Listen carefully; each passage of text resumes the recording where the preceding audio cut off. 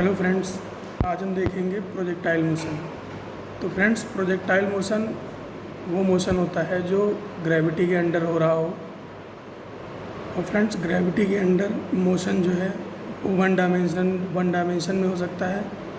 For example, हम एक ball को लें और उसको ऊपर की तरफ फेंकें और वो ऊपर से नीचे की तरफ आए। तो फ्रेंड्स, ये वन डायमेंशनल प्रोजेक्टाइल मोशन होता है। इसके अलावा फ्रेंड्स, एक दूसरा केस होता है कि हम किसी बॉल को किसी पर्टिकुलर एंगल पे फेंकें। तो अगर हम किसी बॉल को एक पर्टिकुलर एंगल पे फेंकते हैं तो वो एक पैराबोलिक पाथ फॉलो करते हुए दूसरे एंड पे जाके गिरता है। तो फ्रेंड्स, इसको हम बोलते हैं 2D प्रोजेक्टाइल मोशन।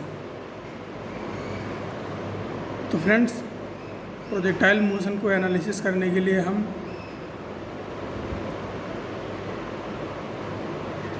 तीन इक्वेशन का यूज़ करते हैं। फर्स्ट होती है v is equal to u plus a t, second होती है s is equal to u t plus half a t square, third होती है v square equal to u square plus 2as। यहाँ पर फ्रेंड्स, जो v होता है वो होती है फाइनल वेलोसिटी, u जो होता है वो होती है इनिशियल वेलोसिटी, a होता है एक्सीलरेशन और s होता है डिस्प्लेसमेंट। यहाँ पर फ्रेंड्स, ये नोटिस करने वाली चीज़ है कि जो ये s लिया जा रहा है ये डिस्प्लेसमेंट लिया जा रहा है। और फ्रेंड्स, ये सारी की सारी जो क्वांटिटीज़ जो ली जा रही हैं ये वेक्टर फॉर्मेट में ली जा रही हैं। वेक्टर फॉर्मेट में लेने से मेरा मतलब ये है कि अगर एक्सीलरेशन इधर की तरफ है या वेलोसिटी इधर की तरफ है और एक्सीलरेशन इधर की तरफ लग रहा है तो फ्रेंड्स, एक्सीलरेशन को नेगेटिव लिया जाएगा। तो फ्रेंड्स, 1D प्रोजेक्टाइल मोशन में हम जब भी बात करते हैं या 2D की बात करते हैं, जब ग्रेविटी के अंडर में मोशन हो रहा होता है तो फ्रेंड्स, हम एक्सीलरेशन को हमेशा -10 लेते हैं या फिर -9.8 लेते हैं, जैसा कि दिया हुआ होता है। इसके अलावा फ्रेंड्स, एक नोट है इस पॉइंट पर, whenever we are dropping an object its initial velocity will be taken 0 and whenever an object is reaching at maximum height its final velocity will be taken as 0। तो friends, suppose करिए हम एक tower से किसी ball को drop कर रहे हैं तो फ्रेंड्स, इसकी इनिशियल वेलोसिटी ली जाएगी 0। इसके अलावा हमें किसी दूसरी केस में अगर हम किसी ऑब्जेक्ट को ऊपर की तरफ थ्रो कर रहे हैं तो जब वो मैक्सिमम हाइट पर पहुंच जाएगा तो उसकी फाइनल वेलोसिटी यानी कि v उसको हम 0 ले लेंगे। इससे हमें कैलकुलेशन करने में आसानी होगी। तो फ्रेंड्स, इसको जो भी बताया है उसको एक एग्जांपल से समझते हैं। हमें दिया है कि एक बॉल है, उसको 2 मीटर पर सेकेंड से ऊपर की तरफ थ्रो किया गया है। फिर हमसे पूछा गया है इसकी मैक्सिमम हाइट क्या होगी और time taken friends, maximum height reach पहुंचने तक का टाइम और वापस आने तक का टाइम दोनों हमें बताना है। तो फ्रेंड्स, इसके पैरामीटर लिखते हैं। हमसे बोला गया है 2 मीटर पर सेकेंड से इसको फेंका गया है ऊपर की तरफ, तो इसकी इनिशियल वेलोसिटी 2 मीटर पर सेकेंड हो जाएगी। जैसा कि हमने पहले ही देखा है, ग्रेविटी की वजह से एक्सीलरेशन -10 मीटर पर सेकेंड स्क्वायर लिया जाएगा इसकी, और जब ये मैक्सिमम हाइट पर पहुंचेगी तो इसकी फाइनल वेलोसिटी 0 हो जाएगी और डिस्प्लेसमेंट जो होगा वही मैक्सिमम हाइट होगी, तो उसको h max ले लेते हैं। अब फ्रेंड्स, UAVS केवल थर्ड इक्वेशन में आते हैं फ्रेंड्स, तो हम थर्ड इक्वेशन में सारी वैल्यूज़ पुट करते हैं। v square is equal to u square plus 2as। s की वैल्यू h max है तो हम s की जगह पर h max पुट कर देते हैं। तो फ्रेंड्स, हमारे पास इक्वेशन बन के आती है 0 square is equal to 2 square plus 2 into -10 into h max। यहाँ से फ्रेंड्स, हमारे पास h max की वैल्यू आती है 4/20 या फिर 0.2 मीटर। अब फ्रेंड्स, अगर हमें टाइम कैलकुलेट करना है तो हमारे पास इक्वेशन 1 है जिसमें हम वैल्यू पुट कर सकते हैं। हमारे पास v की वैल्यू है, u की वैल्यू है, a की वैल्यू है और हमें टाइम बताना है। तो फ्रेंड्स, फाइनल वेलोसिटी यानी कि v 0 है तो उसको 0 रख देते हैं। u हमारे पास 2 है एक्सीलरेशन -10 है और टाइम हमें बताना है। तो फ्रेंड्स इसमें अगर हम वैल्यूज़ पुट करें तो हमारे पास टाइम की वैल्यू आती है t = 0.2 सेकेंड। इसका मतलब ये है कि फ्रेंड्स t = 0.2 सेकेंड बाद ये मैक्सिमम हाइट पर पहुँच जाएगा। ध्यान देने वाली बात यह है फ्रेंड्स कि जितना टाइम इसको ऊपर जाने में लगेगा उतना ही टाइम इसको वापस आने में लगेगा, इसलिए total time taken to return back will be 2t, that means 0.4 second. अब फ्रेंड्स एक एग्जांपल और देखते हैं।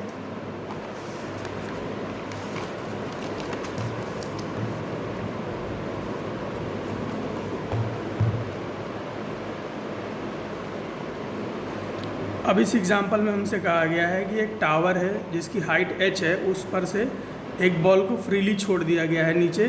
अब हमें बतानी है इसकी final velocity just before reaching the ground.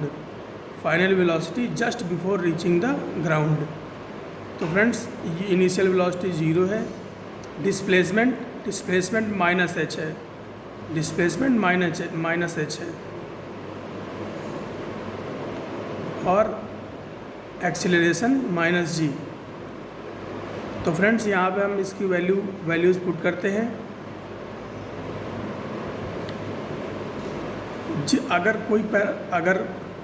अगर ये बॉल ऊपर की तरफ गई होती, नीचे से ऊपर की तरफ, तो डिस्प्लेसमेंट की वैल्यू +h होती।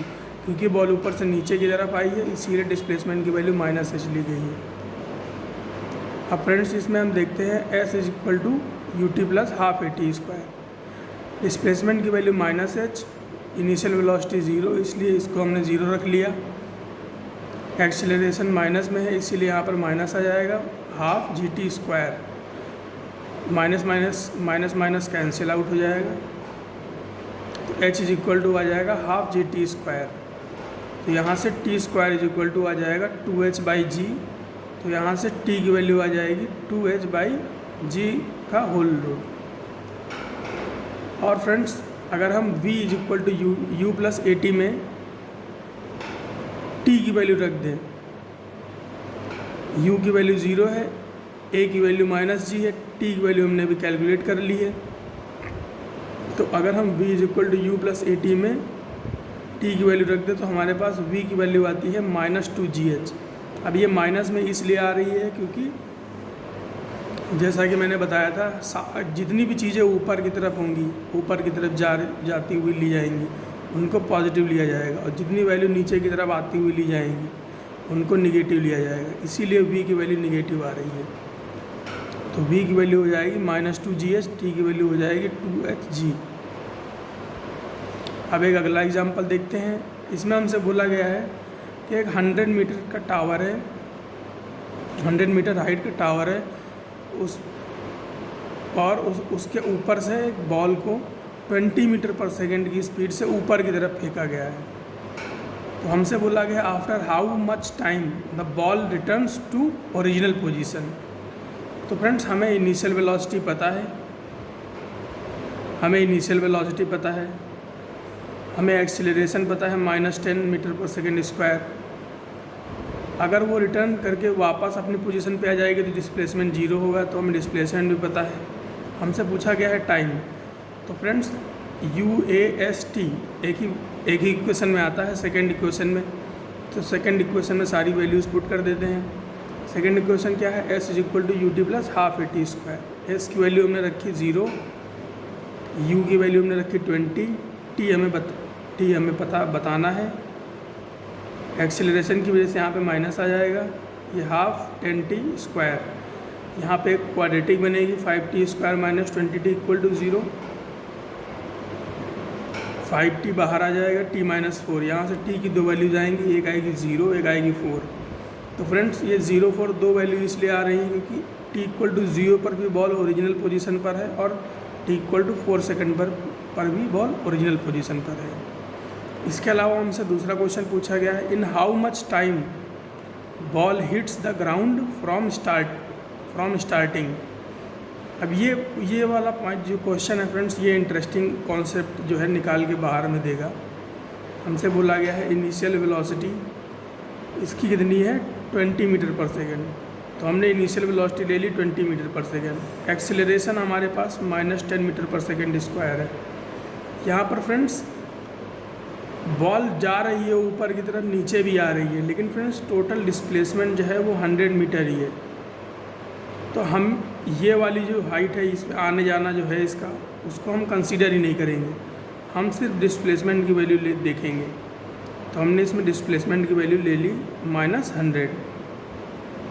-100 क्यों ली है वो भी मैंने बता रखा है कि जितनी भी चीज़ें नीचे की तरफ आएंगी उनको माइनस में लिया जाएगा। S = UT + ½ AT स्क्वायर में अगर हम ये सारी वैल्यूज़ रखें तो फ्रेंड्स हमारे पास एक क्वाड्रेटिक बन के आती है। दैट क्वाड्रेटिक है t² - 4t = 20। इससे हम फ्रेंड्स t की वैल्यू हमारे पास एक आती है 4 + -16 - 4 × -20 / 2। तो फ्रेंड्स यहाँ से हमें टोटल टाइम मिल जाएगा जब बॉल ग्राउंड को हिट करेगी। तो फ्रेंड्स ये था 1 डायमेंशनल प्रोजेक्टाइल मोशन। इसके बाद हम अगली वीडियो में देखेंगे 2 डायमेंशनल प्रोजेक्टाइल मोशन।